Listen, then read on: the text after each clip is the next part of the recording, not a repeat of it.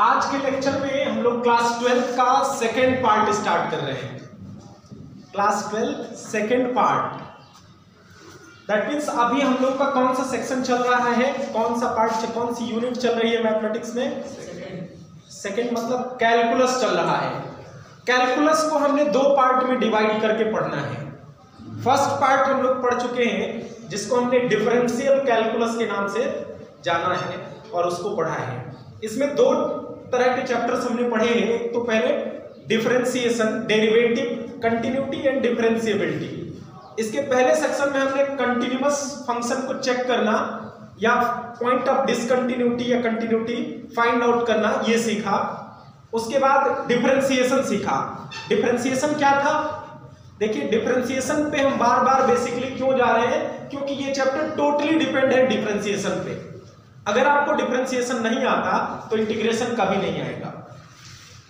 Differentiation क्या था? What is differentiation? Differentiation is a procedure to find derivative. किसी function का डेरिवेटिव फाइंड करने का जो मेथड था, प्रोसीजर था, उसी को हम कहते थे डिफरेंशिएशन।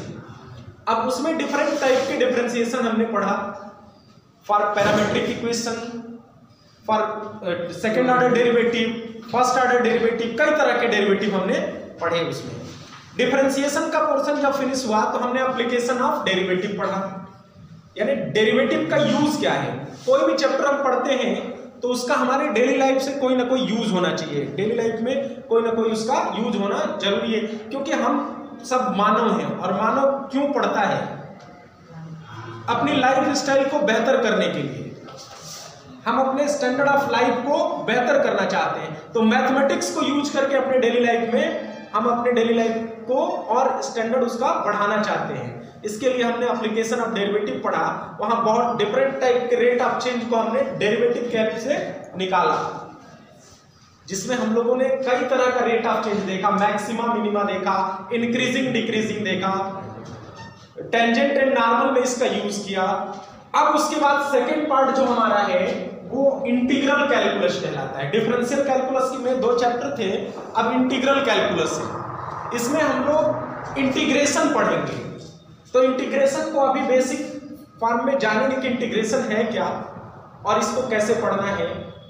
और उसके बाद दूसरा पार्ट, इसमें दूसरा चैप्टर जो पढ़ेंगे वो पढ़ेगा application of integrals. Application of integrals, इस इंटीग्रेशन को पढ़ने से क्या यूज है इसका, क्यों पढ़ते हैं इसको, हमारे डेली लाइफ में इसका क्या यूज होने वाला है, ये जानेंगे। उसके बाद एक और चैप्टर पढ़ेंगे हम लोग, chapter number 9, differential equation, totally based on integration. वो भी टोटली इंटीग्रेशन पे बेस्ड है, इसलिए भी ये चैप्टर आपके लिए बहुत इंपॉर्टेंट हो जाता है, क्योंकि इस चैप्टर से जुड़ा हुआ 3 चैप्टर है। अगर इस चैप्टर को मिस करेंगे तो हम 8th chapter application of integral नहीं जान पाएंगे और डिफरेंशियल इक्वेशन भी नहीं जान पाएंगे। तो एक ब्रॉड पोर्शन हमारा खत्म हो जाएगा, उसको हम सीख नहीं पाएंगे। इसलिए इसको बहुत कंसंट्रेट होकर पढ़ने की जरूरत है। तो इंटीग्रेशन को पहले जानते हैं। इंटीग्रेशन और एंटी डेरिवेटिव। हम कोई भी टॉपिक पढ़ना शुरू करते हैं तो प्रीवियस नॉलेज से उसको कनेक्ट करते हैं पहले, कि जो हम पहले से जानते थे उसका इसके साथ क्या कनेक्शन है, और फिर उसके बाद आगे की चीजें जानते हैं। तो हम पहले ये सीखेंगे कि डिफरेंशिएशन से इसका क्या कनेक्शन है। यहां पे लिखा है anti derivative. Anti means reverse process. Anti का मतलब क्या होता है? Reverse process. तो यहां पे हम लोग डिफरेंशिएशन का, डेरिवेटिव का रिवर्स प्रोसेस पढ़ने वाले हैं। क्या पढ़ेंगे? Reverse process of differentiation. Differentiation को अभी हमने डिफाइन किया, पहले भी बताया था, क्या है? It is procedure to find derivative. तो एंटी डेरिवेटिव क्या होगा? It is procedure to find integrals. It is procedure to find integrals. Integrals को फाइंड करने का जो प्रोसेस है उसी को हम क्या कहते हैं? इंटीग्रेशन कहते हैं। अब हम कुछ डेरिवेटिव यहां पे लिखेंगे, कुछ फंक्शन लिखेंगे, उसका डेरिवेटिव आप निकालेंगे, फिर उसको हम लोग कनेक्ट करेंगे एंटी डेरिवेटिव से।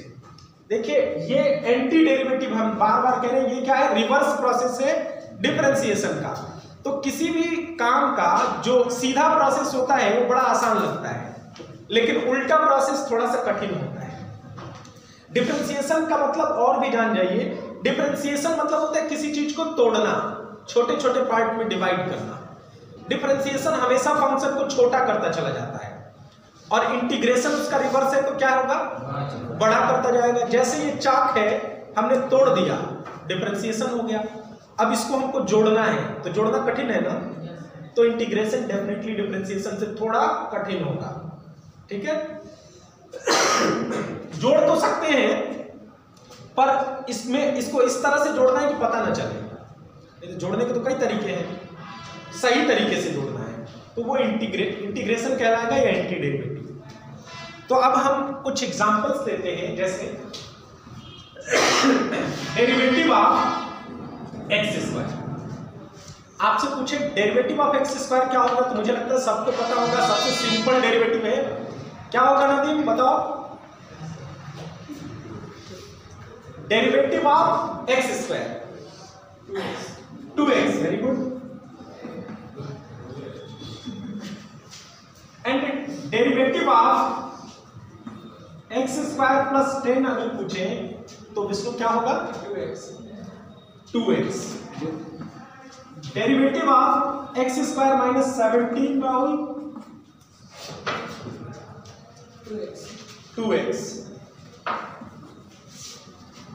Derivative of x square plus 1000 कितना होगा, बोलो, 2x। इन सब का रिजल्ट क्या आ रहा है, 2x। अब हमें रिवर्स प्रोसेस करना है। इसको हम d/dx को क्या कह रहे हैं, डेरिवेटिव कह रहे हैं। डेरिवेटिव निकालने का एक प्रोसेस है, डिफरेंशिएशन ऑफ एक्स स्क्वायर। अगर हम ये कहें कि डिफरेंशिएशन करना है एक्स स्क्वायर का, यहां समझिएगा, एक्स स्क्वायर का डिफरेंशिएशन क्या होगा, एक्स स्क्वायर का डिफरेंशिएशन कह रहे हैं, तो एक्स स्क्वायर का एक बात यहां पे क्लियर समझ लीजिएगा, डिफरेंशिएशन कह रहे हैं, तो एक्स स्क्वायर का डिफरेंशिएशन क्या 2x होगा, नहीं होगा। हम सिर्फ अगर डिफरेंशिएशन कह रहे हैं कि डिफरेंशिएशन ऑफ एक्स स्क्वायर, तो इसको लिखेंगे 2x dx। और अगर ये कहा जाए कि differentiation of x square with respect to x, तब 2x होगा। विथ रिस्पेक्ट टू x कहा जाए तो dx/dx, ये कट जाएगा और 2x बचेगा। जैसे y का डिफरेंशिएशन अगर हम कहें, डिफरेंशिएशन ऑफ y, तो आप लिखते हो dy/dx, लिखते हो ना। डिफरेंशिएशन ऑफ y स्क्वायर अगर कहें तो लिखते हो 2y, फिर लिखते हो dy/dx। तो ये डिफरेंशिएशन है, और वो डिफरेंशिएशन जो ये 2x हम लिख रहे हैं, differentiation with respect to x है। तो अगर डिफरेंशिएशन देखा जाए तो एक्चुअली डिफरेंशिएशन क्या है, एक्स स्क्वायर का 2x dx है, यही है ना। इसी तरह से इसका देखा जाए तो 2x dx है, इसका देखा जाए तो 2x dx, इसका भी 2x dx। अब हमें एंटी डेरिवेटिव निकालना है, तो जैसे डिफरेंशिएशन के लिए हम एक सिंबल लिख रहे हैं ना d/dx, वैसे ही इंटीग्रेशन के लिए या एंटी डेरिवेटिव के लिए भी एक सिंबल होता है। ये s टाइप का होगा, थोड़ा सा लंबा होगा, इसी को हम कहेंगे इंटीग्रल। क्या कहेंगे, इंटीग्रल। यहां भी इंटीग्रल, इंटीग्रल, इंटीग्रल। सिंपल है, हमको क्या निकालना है, एंटी डेरिवेटिव, यही निकालना है ना। तो एंटी डेरिवेटिव निकालना है, तो एंटी डेरिवेटिव का मतलब कि अब हमको थोड़ा ये सोचना है, उल्टा जाना है। हमें ये सोचना पड़ेगा कि 2x किसका डेरिवेटिव था। जैसे पहले हमको क्या एक फंक्शन दे दिया जाता था एक्स स्क्वायर, और कहा जाता था इसका डेरिवेटिव निकालिए, तो सिंपल हमें फंक्शन मालूम था, हमें डेरिवेटिव निकालना था, हम निकाल देते थे। अब हमको डेरिवेटिव दिया गया है, हमें ये सोच के निकालना कि ये किस फंक्शन का डेरिवेटिव था। तो 2x किसका डेरिवेटिव था, एक्स स्क्वायर का, तो यहां इसका आंसर क्या होगा, एक्स स्क्वायर। यहां पे देखा जाए तो इस केस में एक्स स्क्वायर प्लस 10, यहां पे एक्स स्क्वायर माइनस 17, यहां पे एक्स स्क्वायर प्लस 1000, यही होगा ना, बता रहे हैं, यही मिल रहा है ना हमको। जो डेफिनेशन हमने पढ़ाया एंटी डेरिवेटिव या इंटीग्रेशन का, उसके अकॉर्डिंग ये रिजल्ट मिल रहे हैं। अब इसमें देखिए, सब में एक कांस्टेंट मिल रहा है, यहाँ 0 है कांस्टेंट, और यहाँ पे कुछ ना कुछ उसका रियल वैल्यू मिल रहा है। तो इन सब का जैसे 2x का एंटी डेरिवेटिव हर केस में क्या मिल रहा है, एक फंक्शन x स्क्वायर मिल रहा है, उसके साथ कोई कांस्टेंट जुड़ा हुआ है, किसी में 0 है, किसी में प्लस है, किसी में माइनस में है। तो क्यों ना हम एक आर्बिट्रेरी कांस्टेंट या कांस्टेंट ऑफ इंटीग्रेशन यहां पे जोड़ दें जो इनडेफिनिट हो।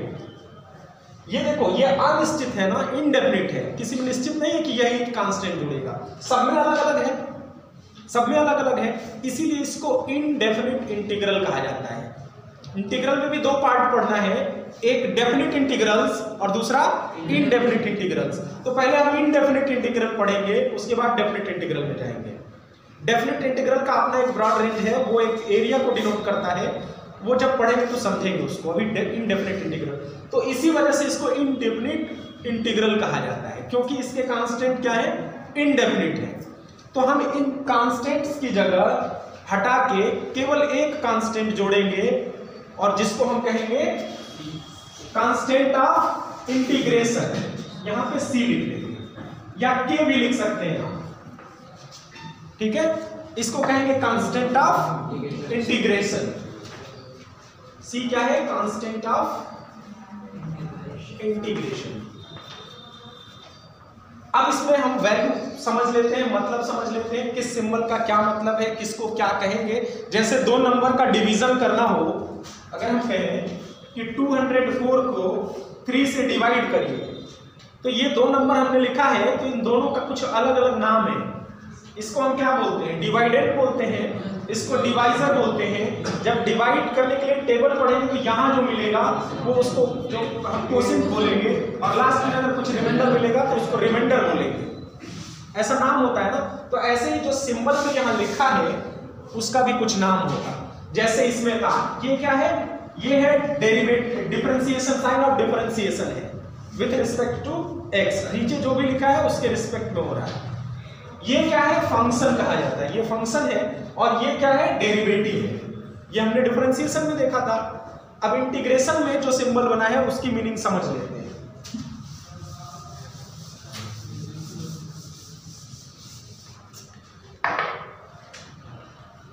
Let fx be a function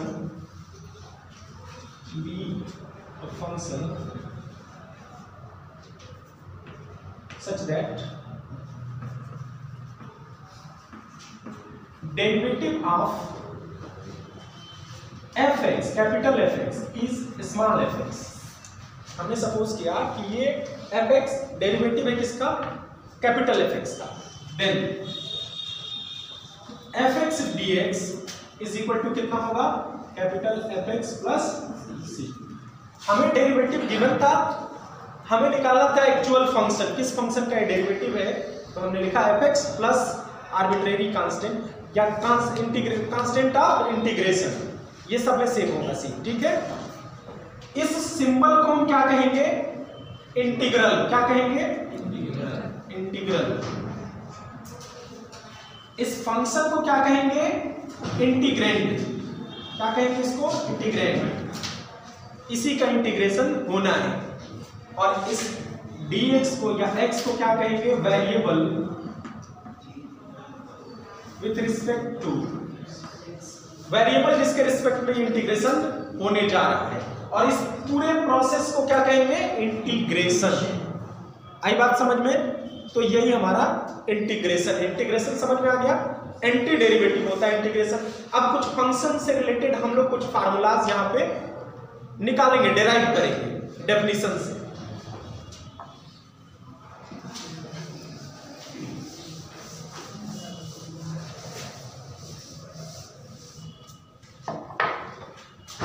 हम एक फंक्शन लेना चाहते हैं x to the power n+1।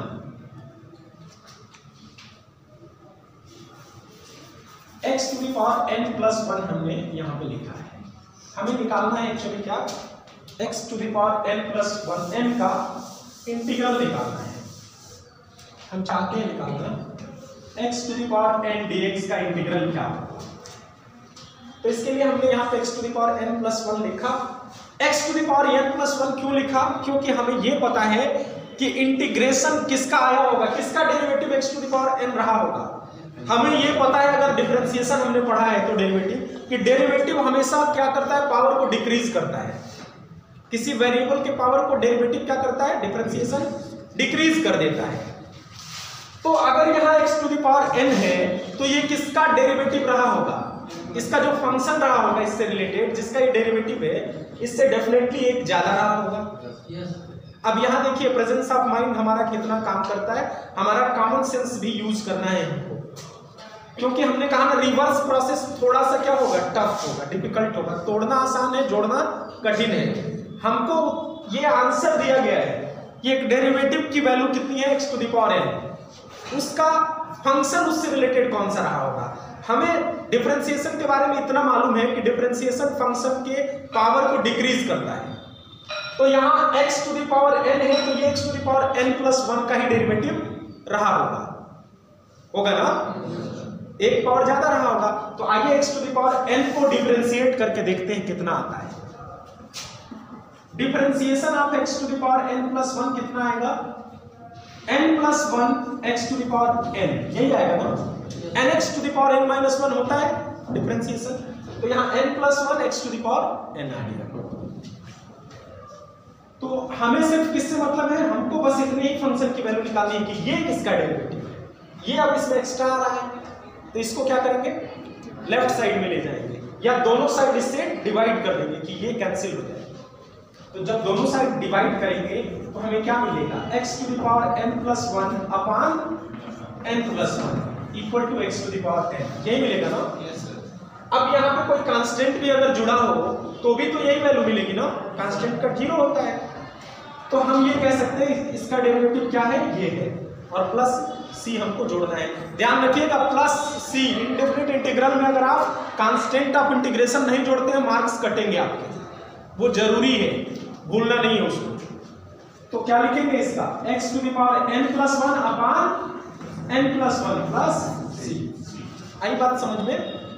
जैसे x क्यूब का निकालना है तो उसका क्या हो जाएगा, x to the power 4 upon 4, x to the power 4 का निकालना है तो x to the power 5 upon 5। Differentiation में डिक्रीज होता था तो इंटीग्रेशन रिवर्स प्रोसेस से तो क्या होगा, इंक्रीज होगा। डिफरेंशिएशन में पावर का मल्टीप्लिकेशन होता था तो इसमें क्या होगा, इंटीग्रेशन में डिवीजन होगा। सिंपल सी बात है ना। रिवर्स प्रोसेस करना है आपको, उल्टा करना है। उसमें क्या होता था, पावर आके मल्टीप्लाई होता था, इसमें पावर जाके डिवाइड हो जाएगा, उसमें पावर सब्ट्रैक्ट हो जाता था, एक माइनस हो जाता था, यहाँ एक प्लस हो जाएगा। दूसरा आप निकालते हैं, जैसे मान लो हम निकालना चाहते हैं साइन एक्स का, तो हमें यह सोचना होगा साइन एक्स किसका डेरिवेटिव है, कॉस एक्स का। डिफरेंशिएशन करके देखते हैं, डिफरेंशिएशन ऑफ कॉस एक्स क्या आता है, माइनस साइन एक्स। हमको किसका निकालना है, सिर्फ प्लस साइन एक्स का, तो -1 से दोनों साइड मल्टीप्लाई करेंगे तो क्या मिलेगा हमें, d d x of minus cos x equal to sine x, ये मिलेगा ना। तो साइन एक्स को क्या लिखेंगे, minus cos x plus constant of integration. Similarly cos x equal to cos x dx का क्या होगा, अब देखो इंटीग्रेशन कर रहे हैं तो ये dx इधर जाएगा, इसीलिए यहाँ dx लिखा है। मैंने कहा ना हम विद रिस्पेक्ट तो कह नहीं रहे हैं, तो ये dx इधर जा रहा है इसीलिए sin x dx is equal to क्या हो रहा है, माइनस cos x। अब cos किसका होता है, sin का होता है, तो डिफरेंशिएशन करेंगे sin x का, क्या मिलेगा, cos x plus cos x, ये मिलेगा ना। और यही तो हमको चाहिए भी था, तो मिल गया, क्या हो गया, sin x plus c। Similarly tan x का क्या होगा, tan x का होता है sec स्क्वायर x, n होता है, तो इसका एंटी डेरिवेटिव ये होगा, integral of sec square x dx क्या होगा, tan x plus c। Integration of cosec square x dx क्या होगा, minus cot x plus c। अब कंसेप्ट कुछ समझ में आ गया होगा, एंटी डेरिवेटिव मतलब एंटी प्रोसेस है। अब हम क्या करेंगे, log x का देख लीजिए, log x का डेरिवेटिव क्या होता था, d d x of log x होता था 1 अपॉन x, तो dx अपॉन x क्या होगा, log x होगा plus c। e to the power x का क्या होता था, सेम होता है, तो e to the power x plus c हो जाएगा। ध्यान रखिएगा e to the power ax अगर रहे तो क्या होगा, उसमें होता था मल्टीप्लाई, तो इसमें होगा डिवाइड। जैसे अगर यही पे a कर दें तो ये e⁴ हो जाएगा, इसमें मल्टीप्लिकेशन यहाँ होता था। बात समझ में आ रही है? तो नेक्स्ट लेक्चर में हम लोग इसको और भी बढ़िया से पढ़ेंगे और भी कुछ फार्मूला डिराइव करेंगे, फिर एक्सरसाइज के क्वेश्चन करेंगे। ठीक है, इतना समझ में आया? Thank you.